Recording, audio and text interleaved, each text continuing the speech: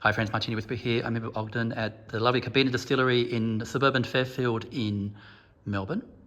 And I've got a few clips and a part of this visit to talk about how they go about making their beautiful, beautiful Rakija, inspired by the culture of Macedonia. And I want to know about this weird and gorgeous still here, Ogden. Tell me about that. Okay, so this is your traditional Balkan still. So if you were to go to the Balkans, to Macedonia, you'll have a lot of stills looking like this in obviously various sizes. Yes. So this one here's a 500 litre still. Okay, it's huge. So basically the wine goes in here, obviously the vapours, the alcohol goes down there. That big thing there is the condenser, and the alcohol gets collected at the bottom there. And what we found with the old Balkan style stills is it extracts a lot of flavours from the wine, which is very important because you need to get that flavour in your Rakija. And so we believe that this still does an amazing job.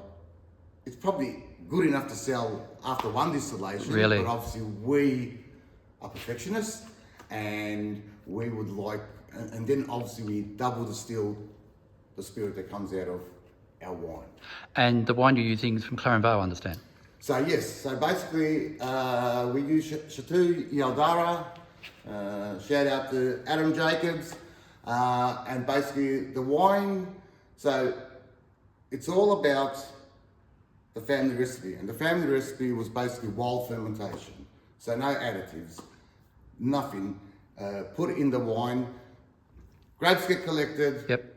And then after 2 weeks they get pressed, and then basically the wine double ferments, and then we get the wine delivered in a 10,000 litre tanker. We chuck it in our 1,000 litre IBCs and do 500 litres at a time. That's fantastic. That's fantastic. But that's not the start. That's, as you say, you stop there, but you don't, because over here... No, we definitely don't stop there, because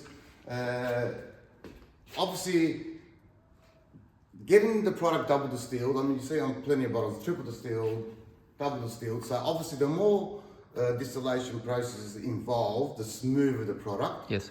And so the spirit that we get out of the wine, which is Rakija in effect, the distilled ones, we then basically transfer to the spirit itself, to our copper still that use the water jacket to heat the spirit. Yes. Obviously add water in there, and basically the end product is our Rakija. So that's still 500? Yep. So this one's 500 and that one's 500. And are you losing much in the cut along the way, so to speak?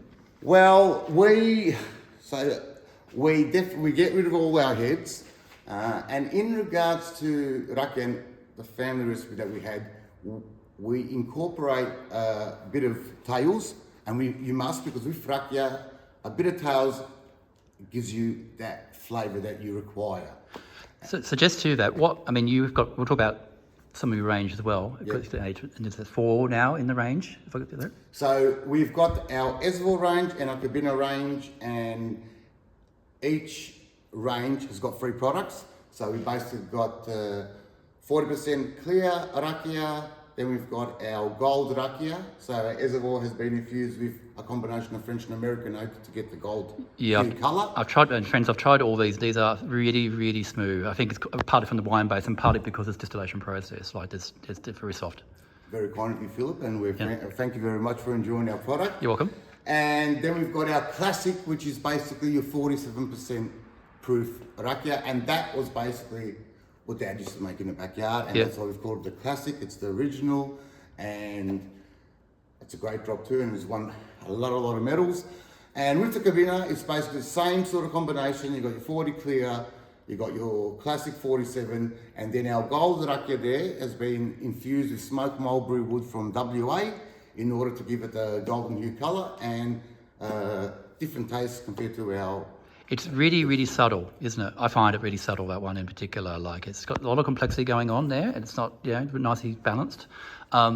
Since we're on the subject, I mean, traditionally, how was Rakija enjoyed and consumed?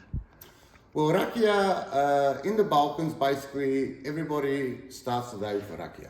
while they're having their coffee, they'll have one shot, and then they usually have it prior to every meal. So let it be lunchtime, let it be dinner. Yes.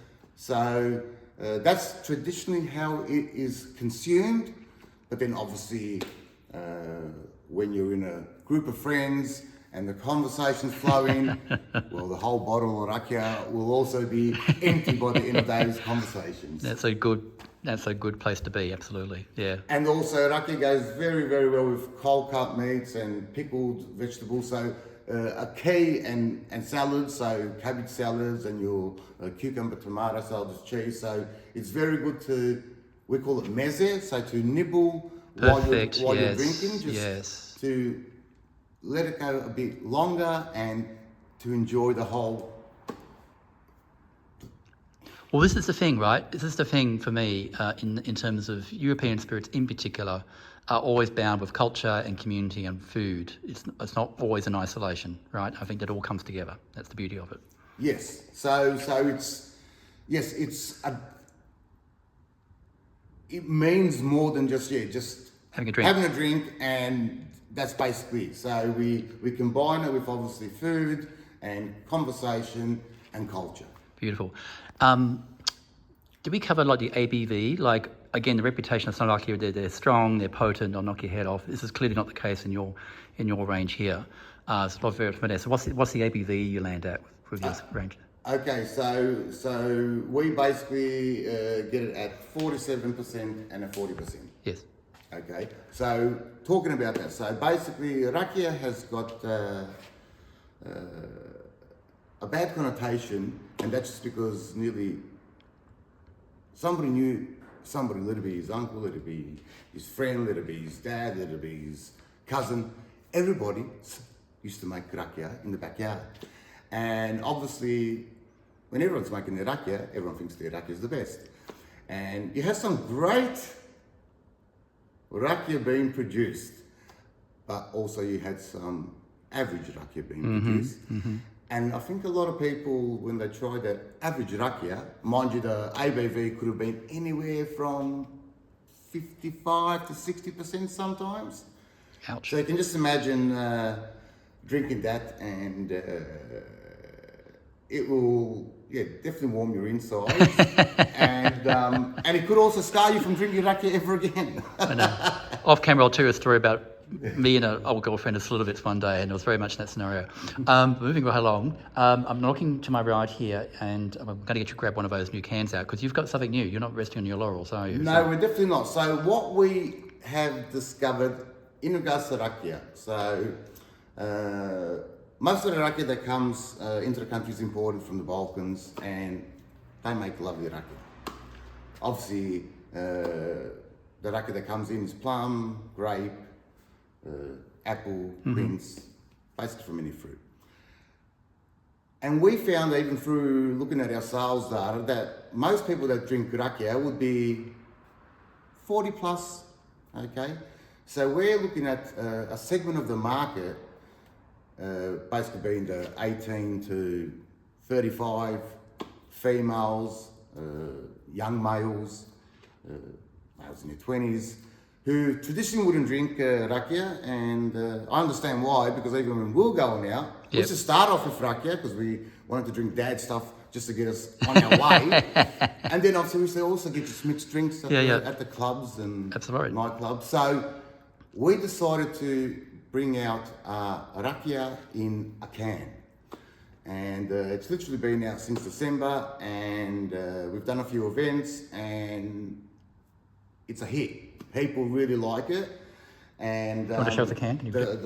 The young people like it. Women love it. Women love it. Bring pack over. That's it. Yeah, women love it. So it's basically, we call it Kabina and soda, and it's a yuzu and blood orange Rakija. Nice. So it's one standard drink, 250ml cans.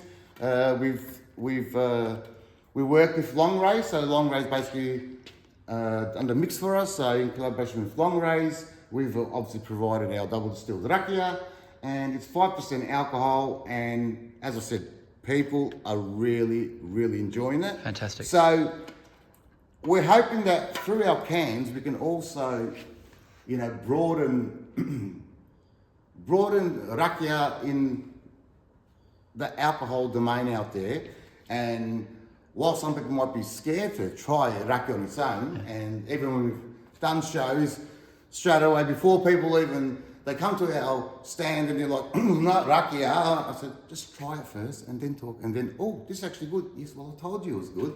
So just try it. But with these cans, obviously, it can be an introduction to them, Yeah, to nice. the lovely spirit that is Rakija.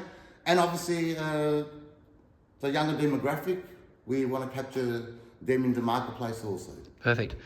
Clever play, clever play. So finally, where can people find you, pick up your range and your website and your social media? I'll put the links below, of course, friends. So understand you've got retail outlets all around Australia, or where? Yep, so basically we've got an online www.kabinadistilling.com. You can buy all our products online. We also sell gift packs also online and all our products. We're also on Dan's Marketplace, Dan Murphy Marketplace. And if you go to our website and you look at our stockers, so currently we're in about 120 retail stores, mainly in Sydney and Melbourne. And basically just put in a suburb and it'll show you a store that is close by you. So 120 retail stores, and they'll be growing. We're hoping to expand that also with these cans.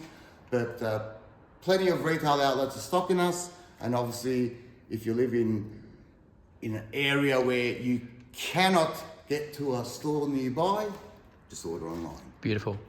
That's been thank you. Thanks for your time and your hospitality. I have to ask you, how do you say cheers in Macedonia? Na zdravje. Naslavlja. Na Na zdravje. yeah. Naslavlja. ZDRAV. I think I need one of your drinks before I get my head ready. Okay.